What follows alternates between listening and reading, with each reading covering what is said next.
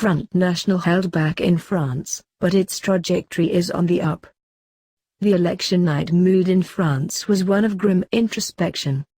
Even if the rising tide of the far-right Front National, FN, had been held back, temporarily at least, by tactical voting and a leap in turnout, the lessons were clear to see. The nationalist, anti-immigration, anti-European party was here to stay. There were no winners in an election that consisted of establishment parties running around at the last minute trying desperately to outwit what they warned was a racist, xenophobic, Islamophobic and overwhelmingly dangerous party. There was no serious examination of the reasons why voters were turning away from the parties of government and flocking to the FN not just as a mere protest vote, but as a political alternative. When the FN made a historic breakthrough and took nearly 28% of the vote in the first round of the regional elections, it was yet another moment in which the party was ranked as the most popular in France after successively topping a series of polls from the European elections onwards in a steady rise.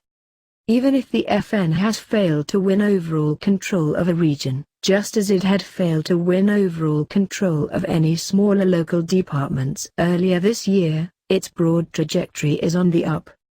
A BVA poll during the campaign found that 57% of French people now feel the FN should be considered as a party like any other. Its voters can no longer be confined to a particular stereotype. It is true that it tends broadly to score higher among younger people or those with lower levels of education, that its reach has grown in areas of inequality, and that the further away a person lives from a railway station the more chance they have of voting FN. But it has also expanded its reach to public sector workers, more employees in private companies, and is reaching every strata in society from alpine villages to suburban towns. Crucially, France faces a presidential election in less than 18 months. The FN leader Marine Le Pen is predicted to easily make it to the second-round presidential runoff by knocking out one of her mainstream rivals.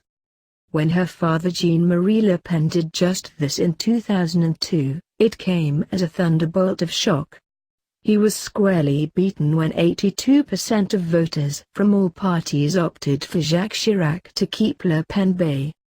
15 years later, if Marine Le Pen makes the second round, it will not be a shock and she is likely to seriously narrow the gap.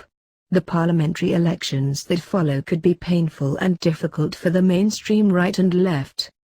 It was clear from every muted regional election night speech on Sunday that the left and right that have swung back and forth in France's two-party system for years know they should look hard at reinventing themselves in order to counter the FN.